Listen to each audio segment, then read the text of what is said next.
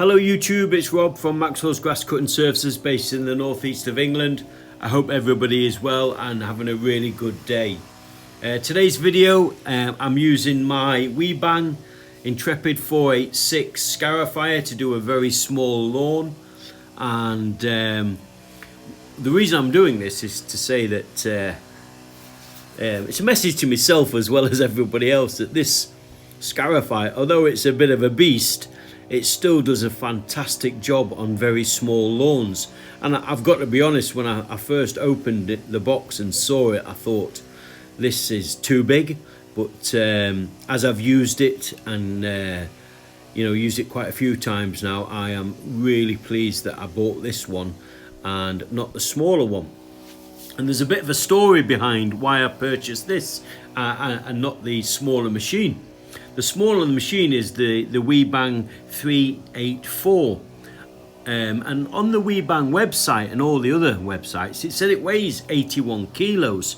Well, this weighs 58 kilos, and I thought that's a bit strange. The bigger machine is lighter, but Weibang have a reputation of being extremely heavy. So I took a punt on this, and I'm pleased I did, because I absolutely love it, and it makes mincemeat of scarifying jobs. But I've had a message from a subscriber, and they've told me that the Weibang website and all the other websites are wrong. The 384 scarifier doesn't weigh 81 kilos, it weighs 48, which is 10 kilos lighter than this. So if they'd have probably put the correct information, I would have probably bought the smaller one, which would have been a mistake. So I'm pleased they did make a mistake, but I'm sure somebody's going to get the fingers wrapped. But for everybody's information, this one is the 486, it weighs 58 kilos. The smaller one is the 384, and that weighs 48 kilos. So I'm told, which would make sense, wouldn't it? So on this lawn, I've gone over once, and I'll be honest, it was on too high a setting. But when you're first getting used to a machine, you are cautious, aren't you? You don't want to damage the machine, you don't want to damage the lawn. So what I've done, I've gone over here on a high setting, and I'm just raking the thatch and the moss up with a Fiskar rake. And then I drop the machine down a little, a few mil, and then I go over it again. And since this video, I've used the scarifier a few times, and I've not bothered with a higher setting. I've gone straight into the lower setting, and it does a fantastic job. But when we first start these jobs, we're always a little bit cautious, aren't we? So there's my Darlac leaf grabber. Fantastic, that does not save your back. I think I've had it about a year now, and I tell you what, it's put some graft in, and fingers crossed it's still bomb proof and still doing its job. And that was the best 25 quid. I think it was 25 quid. That was the best 25 quid I've ever spent. But there you go. So I'm going over it on a second pass, and I'm dropped it down a little bit lower, and as you can see, it's doing a wonderful job. It's getting all the thatch and the moss out. And what I do is I go around one way, and then I go in another direction crossways, so we don't have any tracks and lines, and it gets all the thatch out. But the well observed amongst you will see there's about a 4-inch circular sort of bit of grass that goes around the circumference of the lawn that the machine hasn't touched, and that's because I don't want to get it too close in case it touches the bricks and damages that border, and also damages my machine. So since this job, I've been out and bought myself a Wolfgarten roller moss removal rake. It's one of those interchangeable tools, and I've used it and it works a treat. So on future videos you'll see me doing pushing the old scarifier around like this, but also using the rake on the couple of inches around the edges. But today I didn't have that, and so I didn't do that. But it's still done a great job. But we live and learn, don't we? Every day's a school day, and we've got to keep moving forward. So this is it, the final pass, and as you can see, it's making a hell of a job. It's taking loads and loads of moss and thatch, and that's one of the biggest things I've learned since using this machine is the amount of waste that's generated. On this small lawn alone, there was 2 good bags, dumpy bags, the builder's ton bags of moss. And I tell you what, moss weighs, it's far heavier than grass, and you've got to take that into consideration when you're pricing up the work and pricing up the jobs.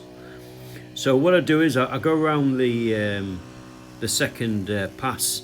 I then get the old Fiskar raker out, rake it all up, and then just so the job's nice and neat, as you'll see as the video progresses, I like to trim the edges and then go over the lawn with the lawnmower, which just vacuums up any moss and thatch that I've missed. And my lawnmower of choice whilst doing scarifying jobs is the Stihl RM 640V. I've done a video in the past of this mower, and I really like it, but what its special sort of attributes are is that it collects fantastically, even in the wet, and it's just, I think it is because of the plastic basket on the back. It lets the air flow, it flows brilliantly, and so that's why I use that, and it just does a really good job. And you'll see that in a minute. And this is me just trimming the edges, going round in an anti-clockwise direction so all the debris is placed into the centre of the lawn. It reduces the risk of damaging any windows, which would be an absolute nightmare, because as we all know, you damage a window, you're working for free that day, and that's upsetting. That's really bad for morale. I also like to put a nice little edge on around the lawn, so when the customer comes out and they see the finished product, it looks nice and neat. And I've got to say that the customer, when I finished this job, was over the moon, and they assured me that they're going to put some seed down and some compost on top.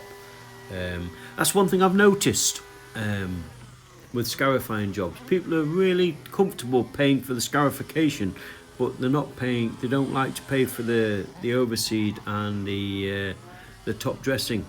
Perhaps it's because of the world we're living at the moment. Everything's extremely expensive. Fuel prices have gone up. Food prices have gone up. So yeah, and I've noticed that my phone's not ringing as much as it did last season. I'm very fortunate that I'm full at the moment. I do Monday, Tuesday maintenance, Thursday, Friday maintenance, and Wednesday at an estate I work on. So I haven't got room for any more work. I'm not doing weekends anymore, not at my age. But yeah, the phone last year, it never stopped ringing, and that hasn't happened this year. I still get calls, but not as many. The weather's not as great thus far. We've had some snow and we've had some horrendous rain in the northeast. Perhaps that's adding to it. But I think the cost of living is also adding to it. So fingers crossed. I'm really pleased that I'm in a position where I'm not chasing the work at the moment. But also, I just want to say a huge thank you to all the subscribers and all the comments. I'm up to over 4,500 subscribers at the moment, which is absolutely blown my mind. And I thank every single one of you. I always try and respond to every comment. The comments are wonderful. Thank you very much. It makes the channel sort of enjoyable, and that's why I do it. So thank you. Yeah, so we're coming to the end of this job, and I just want to say that I wish everybody well, and I hope everybody's having a great season so far. And remember, when the green gold's growing, we've got to keep mowing, and it's growing at the moment, isn't it? And I'm sure everybody is well into the garden season, the maintenance season now, out there trying to get as many lawns done as they can. And this is the end product, and I think you'll agree it's done a lovely, nice, neat job, and the customer was over the moon with it, and I'm pleased with it. And yeah, I'm pleased with that machine I bought. So everybody take care, and I'll see you on the next one.